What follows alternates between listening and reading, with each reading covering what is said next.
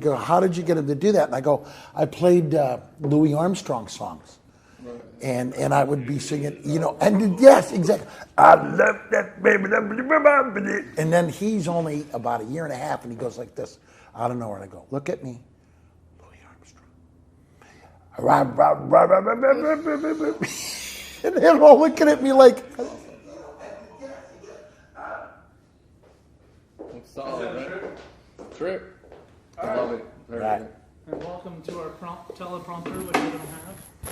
Still. Oh, I have a friend who runs a business that for teleprompter stuff. If you want, Teleprompters for sale. Yeah. Well, no, you rent it out. Yeah.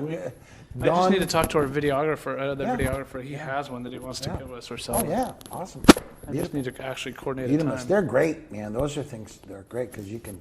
I could actually look at the screen instead of my phone. Yeah, but that's okay. Hey, man, it's all details. You know what? Here's the thing, Trev. Come on, I'm a perfectionist, Michael. Yeah, I know you are. Without all the details. Here's the thing. Big picture. Big picture perfectionist. The reason there is no perfection is because there is no perfection. Oh, I always say perfect is what it is. Yeah. I mean, that's the ultimate thing. All right, so where's my script? Good days. Oh yeah, man. Come on. You'll remember these days that we were doing this, and then it went somewhere There we nice. go. All right, so we are good, and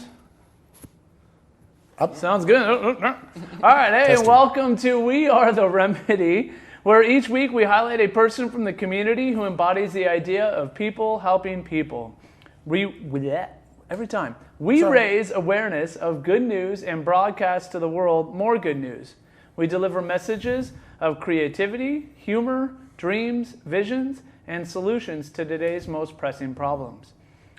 We provide a global platform to connect people helping people, inspiring them to give back to their community, both locally and globally. My name is Trevor Henley, and I'm the inspirational activist for Desire to Inspire Studios. We have with us Michael Pritchard. Hi, everybody. And today we have Cesar Cruz, who is currently with 10,000 Degrees and soon to be full-time with Desire to Inspire Studios. Yes. Awesome. Can't get better.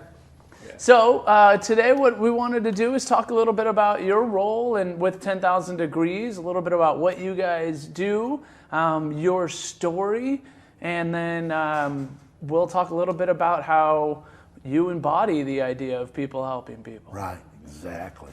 Oh, wonderful. Yes. So part of my experience with 10,000 Degrees in these past 3 years as our positions have kind of expanded. Yeah. I started the fellowship 3 years ago, and ultimately it was sort of a regional area where originally 10,000 Degrees had been serving Marin County for so long, Right. that it's already expanded to Sonoma. And my sister had already been working with 10,000 Degrees before, and so I came to hear about the position thanks to her. And she actually went off to grad school at Columbia, which is really incredible. Wow. She got her master's degree that's awesome. in Great university. education and policy. Yeah. And so it really allowed me to find an outlet for something that I was passionate about. I was always interested in access and equity for students, especially when it comes to education. Mm-hmm. And so 10,000 Degrees ultimately gives that route to a lot of our students by providing both mentorship and then also help throughout college. So not just access, but success. Right. So those are the two branches that really ultimately make this organization so successful. Right. I think a lot of the work that we do with students specifically been to get them to really experience what college is by being a part of our program in their junior year. Right. We start off doing a summer intensive program where they get to experience a university, stay there overnight, do some really great stuff and workshops that prepare them throughout the year to work with us, to have workshops where we help them do financial aid applications, college applications. Why is it so important to do that, Cesar? Oh, it's so what does it critical. do for them? You noticed, what do you notice, and for you as well, because you're doing it? Yeah, I think for a lot of our students, because a lot of them are first generation low income students, Right. It is a miracle to have someone come in and actually, just like them, reflect the same values that make the society better. Yeah. And I think for us, it's just a matter of connecting students.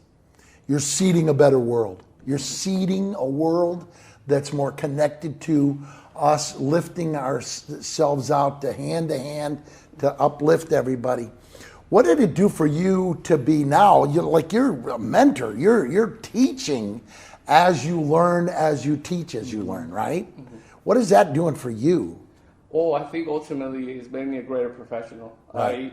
I think when I started, I had no idea how to do presentations Right. for more than like 10 minutes in front of people. Right. And then ultimately was jumpstart into doing a full campaign for financial aid for all Santa Rosa City schools. And that to me taught me to just say, look, be yourself, be okay with the process, and accept all your strengths and all those things you're working on and expanding on. Right. They're going to help you a lot in the future. And ultimately, absolutely. This is what's led me to the opportunities I found. The networking I've been doing with them has really expanded the opportunities to the production value that I'm able to provide now, especially while working with more people and then also still working with students and passionate about their stories. Because I think what's really great about 10,000 Degrees ultimately is that we accept students for who they are and we see the greater potential in the individual. Yes. Why is it so important to do that? Because there's so much stereotyping of the first generation folks coming in. What has it done for you to see as you watch them grow in the wisdom and the emotional intelligence of how important this is to not just do what you're doing and achieve entrepreneurship and the brilliance of it, but to reach back to the next group coming in? What does it do? Well, that's part of the effort of this fellowship, that it's alumni coming back and serving back into the community, providing students with a face-to-face value that says, hey, look, we're here to support you no matter what. And just like where you were in these shoes, I was there once. Right. And that allows them to really visualize their goals. How do you help them get past the troubles that come? Yeah. You know? It's one of those efforts to navigate. As we talked, I think, before, for a lot of students, they overwhelm themselves a little bit with the idea of the many processes to go through. Right. But what we really ultimately work with is just one step at a time. What is one thing you can do today that'll further your goals? Why is it so important to concentrate on that one thing that you can control? Yeah. I think because you feel kind of trapped. Oftentimes, when you don't see a way out, you become overwhelmed with the amount of expectation. Right. And a world built on these expectations instead of trust and love doesn't allow you to foster that growth. Or ultimately kind of creates a barrier for you to connect with others because you're so caught up in your assignments and what you're doing that's part of the issue. And actually, that's kind of the overall issue in education, that we're so caught up in the system. Right. Doesn't allow us to foster the actual growth of an education that fosters change for people and change in the community, because we're so caught up just trying to figure out the next assignment. You really want to look at the bigger picture and take the time to realize what your goals are going to be, what you're really passionate about. So. You know what I see in you? An amazing and astounding college professor, because you have the ability to emotionally and spiritually and entrepreneur and business-wise explain it all in the journey. And the journey. You're a brilliant young man. You inspire me, and I am grateful for your presence with us. But how do you tell the fearful, fear-driven people that are out there that have to be, sometimes they're into building walls and not bridges? Why is it so important to build bridges and not walls? And in your feeling just now, everything that you've said is so, am I wrong? Yeah, I mean, I'm like connected. I'm like from when you were in San Rafael High and you were a kid, I'm like sitting there going, this is what inspires. I'm like, I get chills right now thinking, this is what we have to be doing for each other. What does it do? How do you tell them, don't be so afraid? What do you say to them? I think it comes down to realizing that you see people for individuals rather than numbers, or ever see them as a barrier for any reason, because anybody's trying to contribute to make things better. If you give them the opportunity and foster the growth and the access with an equitable world, an equitable society that says, hey, look, we know your life is hard, but here's an opportunity to make your life better. Yes. And that in itself ultimately will guide a greater good for everyone. When we can realize that we're together in this, that no matter what, no matter how much hate to be out there in the world, love can always overcome it. Yeah. You know, and it takes a little bit, just a little bit of time. And here you are. Do you think, because like I'm rolling into 70 and Trev's in his 30s and you're still a young man. Do you think your generation is going to pull it all together and move us because of the work that everything you're talking about is everything I wanted for him then. I wanted for our generation to realize, empowering all of the folks from who'd lived through the hardships of the world and not blessing the world, but trying to control the world with arms and weapons. No offense to anybody in the military, but if we live in heartedness and compassion and connection to lifting everybody up, why is that always a better choice for your generation coming forward? I think because we recognize the world with and without. Because we live in a world where everything shifted and changed. Right. From the moment where living in your little community, where I grew up in Mexico, to being in a completely different country and being aware of how connected we all are. Right. But that network, oftentimes, that's the sort of misguidance that some people kind of carry, where they are so enthralled by just absorbing. Right. They forget they can create. They can be someone who says something new, someone who says, hey, this is a greater way to connect everyone, and then provide that network instead of simply just spreading the same message again and again, and then ultimately being able to change that vibe. And I think people are really aware of that, especially right now, this generation that's shifting that change and being aware of all that. Yeah. Shifting, gifting, lifting. Shifting, gifting, lifting. Shifting through trying to change brain-wise, gifting through the heart, and lifting up and rising up all the boats.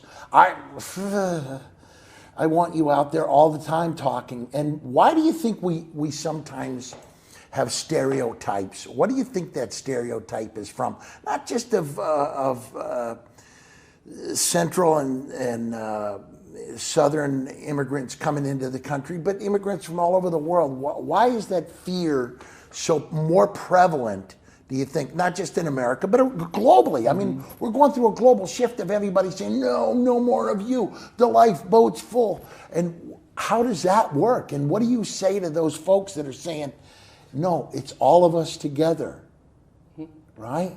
Why is it so important to teach that to them? It's really important because ultimately that's the person that's going to be there to support you in the future.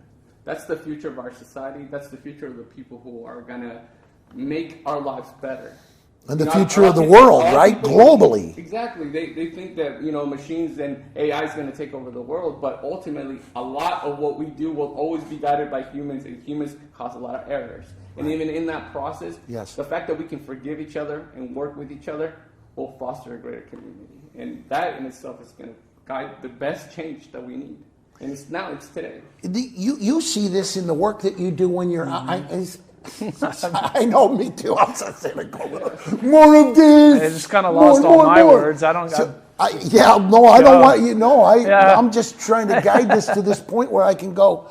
You see this in the work that you do globally. You see this when you're taking pictures of suffering human beings and teaching that connectedness to helping our physicians from Rotary who are helping and lifting, our business people, our pilots who are flying places to alleviate, to get people to locations where they can get the medical care. When you're seeing all that, and then you're hearing this heart, what does it do for you? What does it do for you from thinking about when you were just a kid? Yeah. I mean, ultimately right now, I know I'm in the right place. Yes. I know I'm doing the right thing. Yeah, you are. I've 100% given in to my passion and said, you know what, regardless of what society says or what the world says or what I say, I'm going to do what I want to do no matter what. And it'll figure it out. And he's the embodiment of that. He is the embodiment. It's pretty incredible. Everything that I would have dreamed that we could have. So here's my moment. Right. My moment is everything I wanted for you and all the kids at San Rafael High, because you were growing up with a bunch of kids from the canal. You were growing up and you were parted. You were in there. You were immersed in all of them. And the dream you have is living in this heart. Right. And for me, you and he and me together, we can change the world. Yeah, we are changing the world. Yeah. So, how do we lower the fear levels out there, brother? You're an inspiring and brilliant young man, and same for both of you. How do we? Because all I hear, and I say this all the time, Cesar, fear is the little dark room where negatives are developed. People get, oh no, you can't. And they blame, they accuse, they stigmatize, they attack, they weaponize sometimes, no offense, they weaponize sometimes religion and politics to the point that you can assign and create walls when we need to be concentrating on those. How do we get folks past their fear? You guys are both brilliant young men. And as I have aged, I've tried, I've been out there on them streets 48 years. So, but how do you think with your generation and with your generation, how do we help? How do we help? I mean, I was just having a conversation with someone today, and they were afraid of taking a workshop, and they just weren't sure of what they were getting into. Right. And she reached out and she said, "You've taken that before." And I was like, "Oh yeah, I did it for like 13 years." Yes. I definitely know it. And she's like, "Oh, that makes me feel so much better.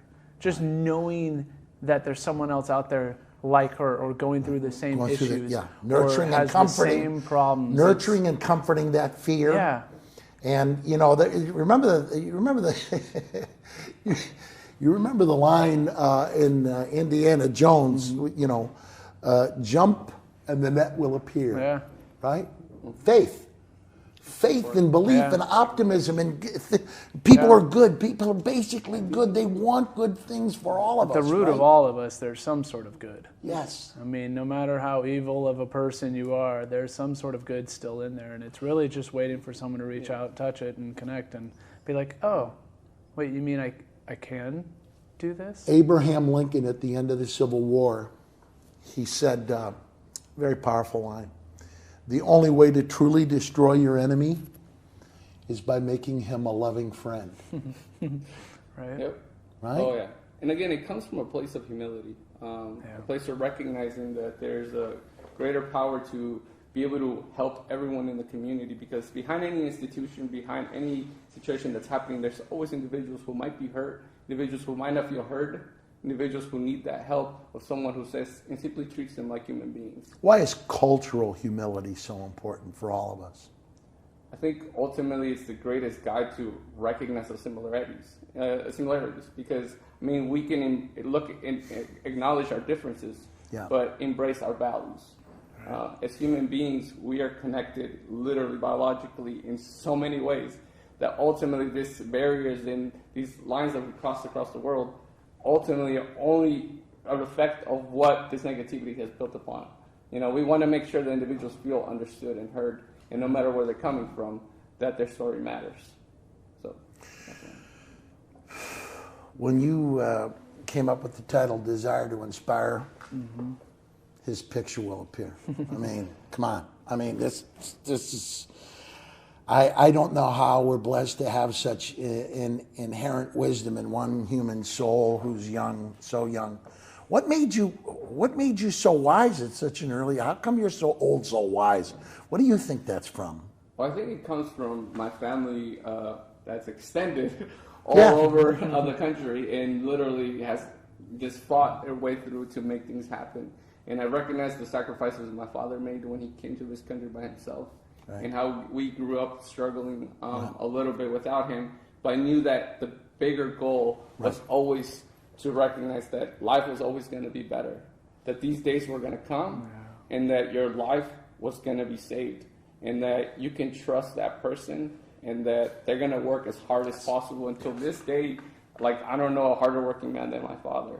And that to me is like a very proud, very real, very strong love for my family, and know that I can believe, and because I may not know a lot of the struggles of the world, I can teach love. I know what love looks like. I know what it feels like, and I know how to deliver it. So that's what we're here to do. So we want to provide that to everyone. And having that role model of a person who sacrifices for the greater good and works themselves sometimes to the point of exhaustion, what does it teach you about their ability to make the world a better place by showing you how?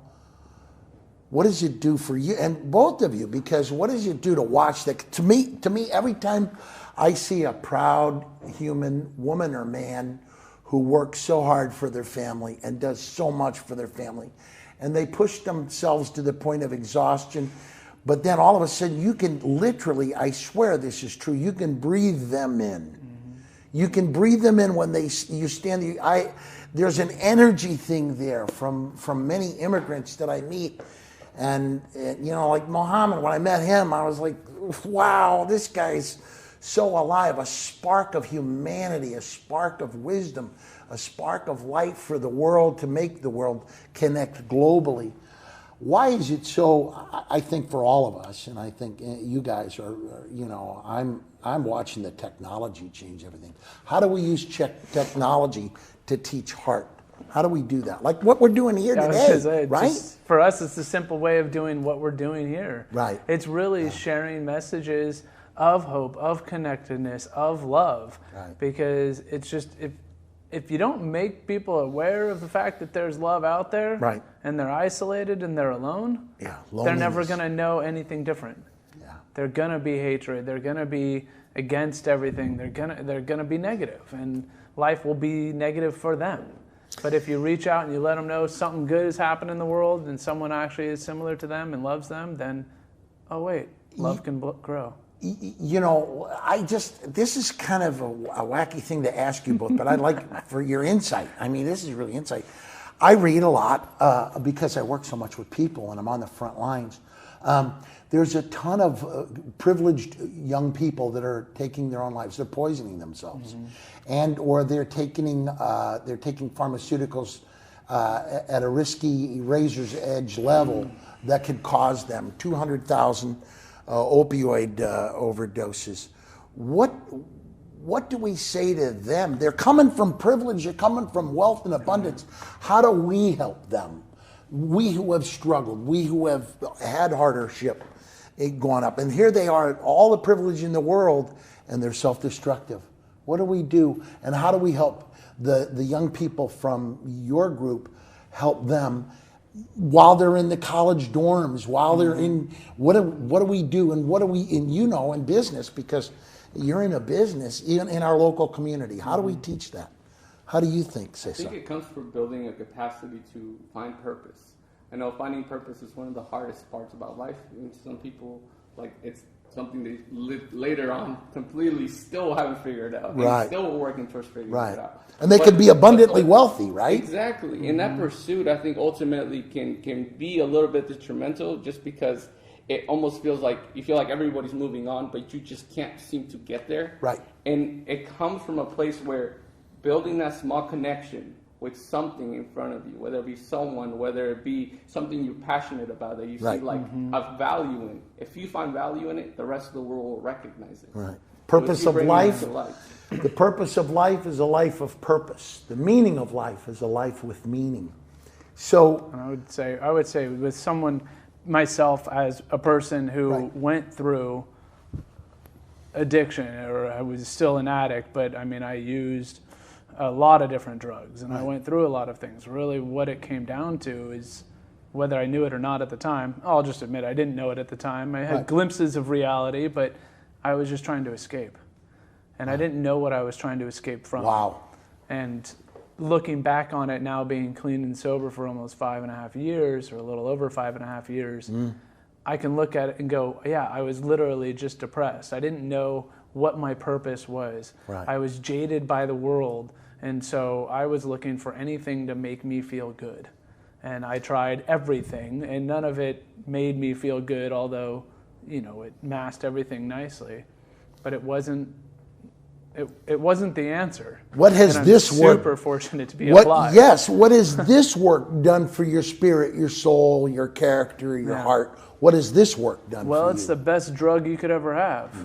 You know, sharing love, sharing calming connections. I mean, going out yesterday, we did a shoot yesterday where we went to a bunch of senior centers, and all the little old ladies and little old men got dressed up in their best and like wanted to show off to us. Right. I mean, where can you get more love than just that from people you don't even know? The simple act of photographing their real spirit. Yep. They're real. And they're isolated and they're alone. And that kind of connectivity from the loneliness they might be feeling. And then all of a sudden, you two young, handsome guys come in and you're taking just pictures of them. Wow. That had to fill your hearts, right? That was pretty amazing. Yeah. Incredible. I think it's part of all what we're learning from people, having the intergenerational talk. Yep. Someone who says, look, you're alive, you're amazing, you're an individual who's made a change in this world, and you recognize that. Right. That ultimately brings that love again. So, last couple of questions, Yeah, and this is almost. this is really, to me, a profound conversation for your generation. This loneliness of the soul, the heart, the character, the spirit, whatever you want to call it, that is, people who isolate sometimes self-isolate. How do we teach those fear-driven parents who spend $6 million to try to get their kid into the right school, the right location, the right job, they're trying to influence things. And what does it teach the youngster who's in struggle and has no kind of economic means like that? How do you talk to that young person and urge them on and say, don't compare yourself to them and their privilege and that, because many of them wind up very lonely. I remember a time, and I only say this once, Mother Teresa spoke, and she said, a lot of people are here tonight to listen to me talk about my children starving to death in Ethiopia and India, but they are dying loved in their mother's arms. And some of your children are sitting home tonight surrounded by objects you've purchased for them, and they're dying of malnutrition of the spirit. Why is it so important for us to teach these spiritual things that you both have learned in comparison to the wealth and privilege that people are trying to build walls to protect? What have you learned, both of you? What have you learned why those walls, they won't protect you from that? They'll keep you isolated and away from what helps your spirit and your character and your soul grow. Well, you want to be able to connect with your family in a way that provides an outlet for everybody to be inspired. Right. Almost in a way that allows everybody to say, you're my brother, regardless of where you're coming from. And I think when people recognize that love, and you see that from people, you genuinely feel that when someone truly says, how are you doing? Feel understood and feel heard. And I think that's one of the biggest parts that plays into connecting individuals back into that realm. Because where they feel nourished. And it doesn't matter economic. You're going to be in the status. military, you're going to be in business, you're going to be on a dorm floor, you're going to be in a college. You're going to be in a coffee shop together. In the coffee shop. All you're saying is give Pete a chance. So, but how does it help us to just not just role model that, but encourage them to find that? Yeah, what? Say that one more time. How does it help us? Because you can role model it. You role model it in the work you do. Both of you do that. But it's not enough because they're still like you said, she's still afraid. Right. I can't go to the workshop. I don't want to know. I don't want to be stigmatized. I don't want to be judged. I don't want to have my feelings. And then the big thing this morning was that on some social media, the biggest thing is not getting likes. Yeah. On Instagram, so they quit posting their beautiful pictures because it's a competition and not a collaboration. So how do we get from,